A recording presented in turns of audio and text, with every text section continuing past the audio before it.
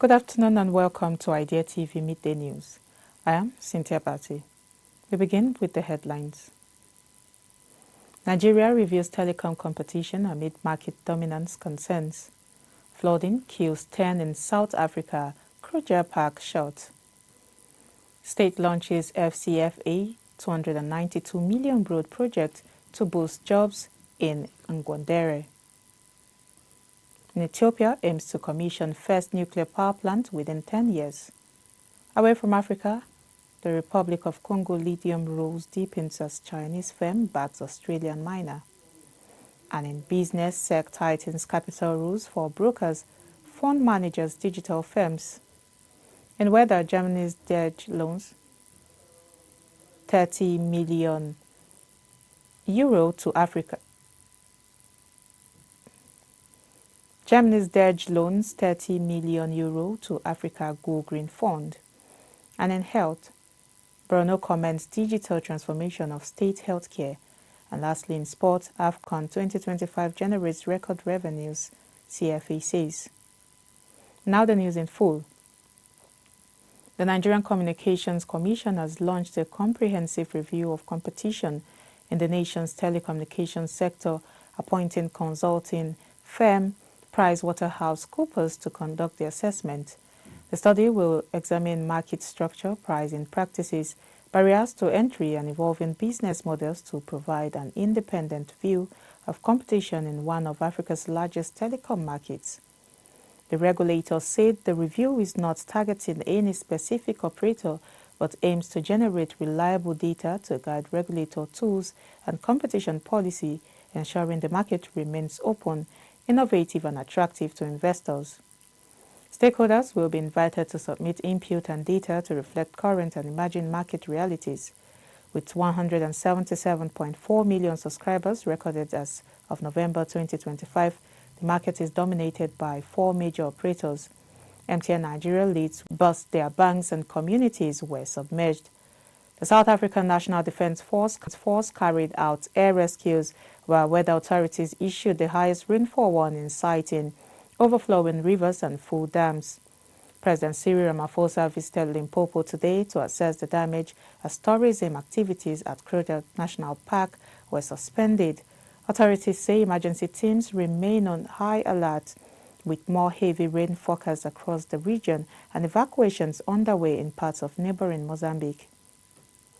And now in another news, the Cameroonian government has announced a 292 million CFA public works project to rehabilitate roads and improve market infrastructure in the city of Ngwandere, aimed at easing transport challenges and stimulating local employment.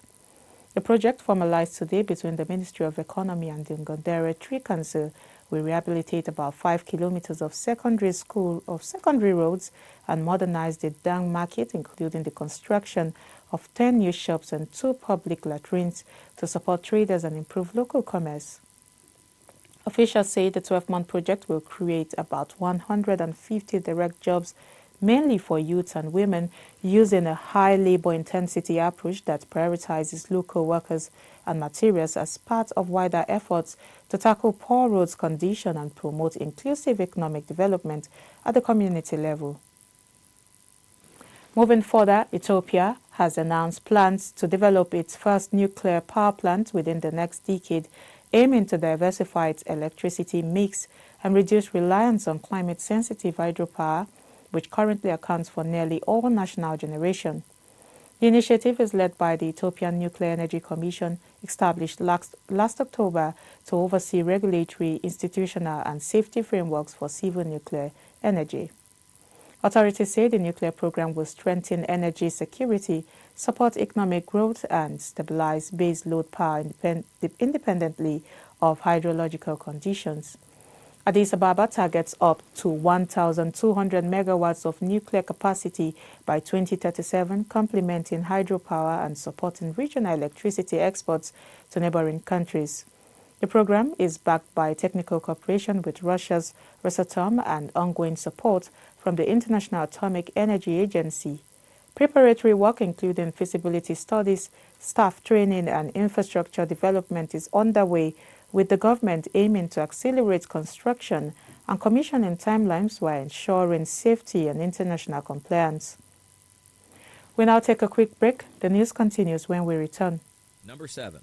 Nanotechnology in medicine and electronics. When you shrink technology down to the nanoscale, you open up whole new possibilities. In medicine, researchers are exploring nanoparticles that deliver chemotherapy drugs directly to tumors, reducing side effects. MIT and Brigham and Women's Hospital have developed nanosensors that can detect cancer biomarkers in blood. In electronics, nanoscale transistors are already pushing Moore's Law further, with IBM unveiling a 2-nanometer chip in 2021 that promises major gains in performance and energy efficiency. The global nanotechnology market is projected to surpass $250 billion by 2030, showing just how central this field is becoming.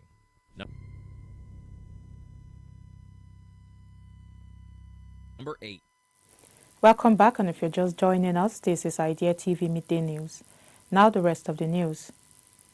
Away from Africa, China's WHO CATH Energy Technologies has reaffirmed its support for Australia's AVZ Minerals in the dispute over the Monono lithium project in the Democratic Republic of Congo, deepening uncertainty around one of Africa's largest lithium deposits.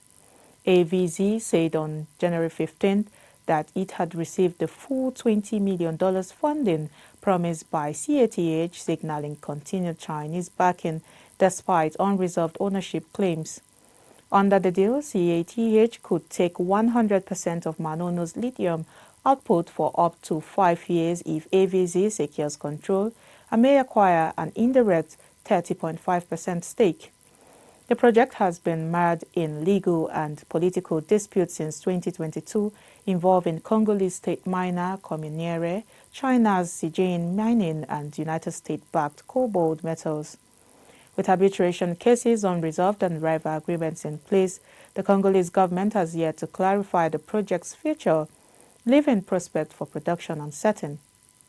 Now in business news, Nigeria's Securities and Exchange Commission has raised minimum capital requirements for brokers, fund managers, and digital asset firms in a major overhaul aimed at strengthening the country's capital markets. The new rules were announced today in a circular replacing the 2015 capital regime. Under the revised framework, brokers must now hold 600 million naira in capital, up from 200 million naira, while broker dealers face an increase to 2 billion naira. Fund managers, private equity firms, exchanges, and digital asset operators are also affected, with significantly higher thresholds introduced to reflect growing market risk and complexity.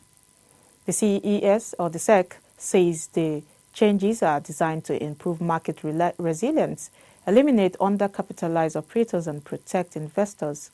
Firms have until June 30, 2027 to comply, a move analysts said could trigger consolidation across the industry but leave a smaller, stronger capital market. Now in weather, Germany's development finance institution DEG has approved a €30 million loan to the Africa Go Green Fund to support underfunded climate and clean energy projects across the continent. The fund, managed by Sevnom Capital, targets sectors such as energy efficiency, clean cooking, electric mobility, green buildings, and distributed energy. DEG say the financing will help bridge the funding gap for innovative businesses that deliver measurable climate impact while promoting sustainable economic growth. The Africa Go Green Fund has previously supported projects in Ghana and Rwanda, including clean cooking initiatives and liquefied petroleum gas facilities. Officials describe the loan as part of a broader effort to accelerate Africa's energy transition and climate-resilient projects, particularly in areas where traditional financing is limited or mismatched to project needs. In health news, the Borno State Commissioner for Health, Professor Mohammed Ghana, has praised the Borno State Contributory Healthcare Management Agency for modernizing healthcare delivery through the deployment of electronic medical records. He made the remarks during an inspection of 5 digitally enabled post-CHMA facilities in Maiduguri on Thursday, noting improvement in service delivery, drug supply quality, and staff performance. Professor Ghana highlighted that the digital system will strengthen diagnosis in laboratories, support patient referrals, and enhance overall healthcare surveillance. He also confirmed that the state government plans to expand the EMR system to additional primary healthcare centers, aiming to improve care for residents across Borno. Bostma Executive Secretary Saleh Zaka added that the EMR platform improves coordination, efficiency, and data collection while enabling patients to register online directly. He reported that over 60% of enrollees are already accessing services through the system, underscoring the agency's commitment to more accessible and accountable healthcare.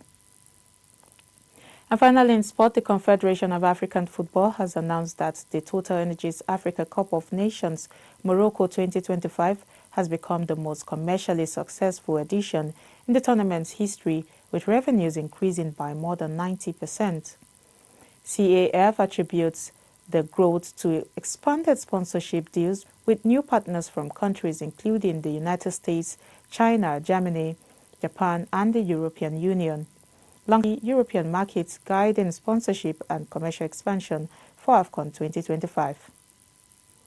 And that is all we have for you on Idea TV Midday News. But before we go, here is a recap of the headlines.